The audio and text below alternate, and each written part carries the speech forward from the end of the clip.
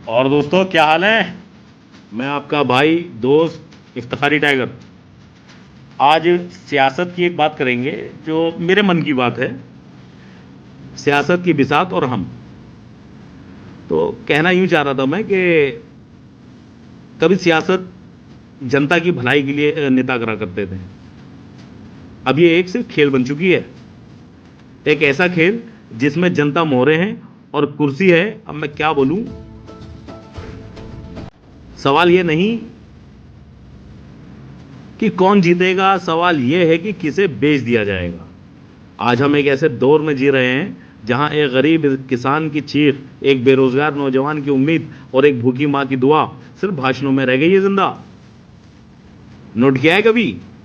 भाषण ऐसे लच्छेदार होते हैं कि जनता कहती है साहब अब तो हमारा सारा काम हो जाएगा, हम इसी नेता को चुनेंगे। अरे भाई, नेता बदलते हैं, झंडे बदलते हैं, मगर सच्चाई नहीं बदलती। वो हर बार कोने में बैठी चुपचाप देखती रहती है।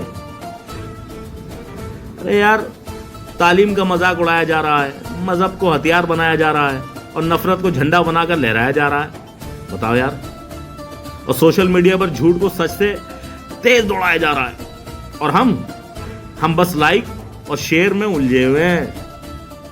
ये शेयर कर दो, वो शेयर कर दो, व्हाट्सएप पे ग्रुप बना के उसमें उल्टे सीधे इतिहास देख रहे हैं। मतलब कुछ पता ही नहीं। अबे भाई, इतिहास किताबों से पढ़ा जाता है। इतिहास किताबों से पढ़ा जाता है। किताबें पढ़ो। किताबें पढ़ोगे तो जीने का रास्ता मिलेगा।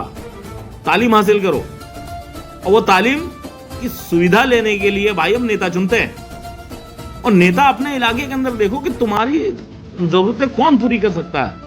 रोजमर्रा की जिंदगी की जरूरतें कौन पूरी कर सकता है। शिक्षा कहां से मिल सकती है हमको, बेरोजगारी, शिक्षा, स्वास्थ्य, जो इसमें तुम्हारी मदद करे।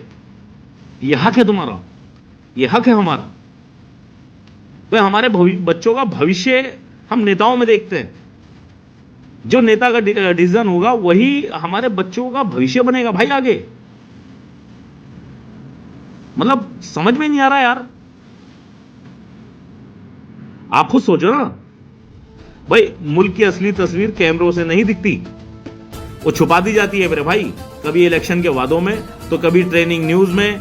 और हम जो कभी क्रांति के बीज थे, अब टीआरपी की मिट्टी में दबा दिए गए हैं, सिर्फ टीआरपी के लिए।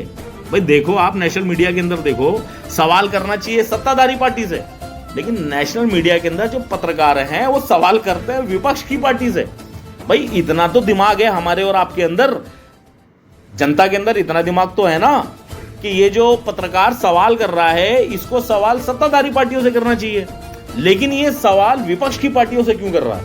भाई देखो, सत्ताधारी पार्टी कोई भी हो, कोई भी पार्टी हो, मैं पार्टियों का नाम नहीं लूंगा, लेकिन सवाल तो सत्ताधारी पार्टी से बनता है ना भाई, विपक्ष से थोड़े ना बनता है। भाई काम जो कर रहा है या करेगा, या जिससे हम अपनी मांग रखेंगे जिसके सामने, वो हम सत्ताधारी पार्टी से रखेंगे ना कि विपक्ष की पार्टी से। भाई इस चीज को कभी नोट किया आप लोगों ने? कभी नोट किया? कभी कोई किसी भी पत्रकार का बताओ। अच्छा, पत्रकार की जो होता है वो सत्ताधारी पार्टियों से उसका काम होता है सवाल करना। अच्छा हो तभी तो भी सवाल करेगा, गलत हो तो भी सवाल करेगा कि भाई ये चीज जनता से इसको क्या फायदा है, क्या नहीं है, ऐसे सवाल करेगा ना। जनता खुश है कि नहीं। लेकिन वो तो विपक्ष से सवाल करता है। भाई जैसे सत्ताधारी पार्टी ने कोई फैसला ले लिया तो उस फैसले के खिलाफ विपक्ष जो है वो सवाल उठाता है। तो जो पत्रकार हैं हमारे नेशनल मीडिया के, वो भी सत्ताधारी के साथ जबान से जबान और उनकी कदम से कदम मिलाती है और विपक्षी पार्टियों से सवाल करती है।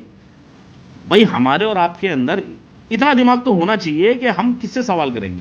भाई हम मकान मालिक से सवाल करेंगे ना कि किराएदार से। गलत कह रहा हूं भाई। भाई अगर मेरी किसी बात का अगर किसी को बुरा लगे तो उसके लिए मैं माफी चाहता हूं साहब, ये मेरे मन की बात है। और अगर आपको कुछ कहना है तो मेरे कमेंट बॉक्स में आइए और अपनी राय दीजिए। और मेरे चैनल को सब्सक्राइब कीजिए, लाइक कीजिए, शेयर कीजिए। और जिसके जो सवाल हैं वो अपने कमेंट बॉक्स में डाल सकता है। ये मेरे मन की बात है, ऐसे कोई बात नहीं है। क्योंकि आप ये देखो ना, आज के दौर में सवाल उठाने वाला गद्दार कहलाने लगता है और चुप रहने वाले इनाम पा जाते हैं। इनाम से मुराद समझ रहे हैं ना आप लोग। हमारे देश में सच्चाई बोलना अब जुर्म हो चुका है और झूठ बोलना राजनीति। हाँ, इस पे एक वो याद है कि भाई जितना झूठ बोल सकते हो उतना राजनीति में ऊपर जाओगे। यार ये राजनीति को क्या बना दिया यार। भाई हम तो इसमें नेताओं को गलत नहीं कहेंगे, क्योंकि जनता चुनती है नेता भाई, जनता चुनती है। क्यों? क्योंकि ये हम वोट देते हैं, हमारी उम्मीदों से बनते हैं नेता। वो खुद नेता नहीं बन जाते, हम अपनी उम्मीदों को लेकर वोट देते हैं और उनको नेता बना देते हैं।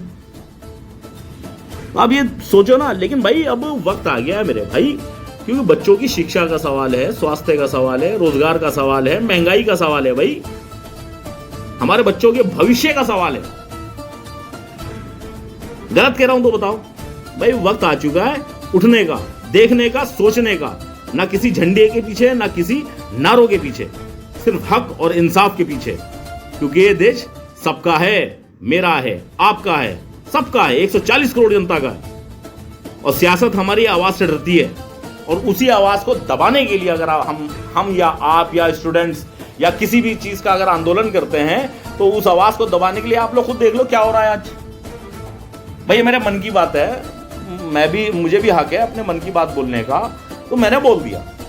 अगर आप लोगों को मेरी किसी भी बात का बुरा लगे तो उसके लिए मैं माफी चाहता हूं, और अपने इस इफ्तिखारी टाइगर भाई को माफ कर दीजिएगा, और कमेंट में अपनी राय दीजिएगा। वोट सोच समझ के दो, अपने इलाके में ऐसा नेता चुनो जो तुम्हारी आवाज आगे तक पहुंचा सके।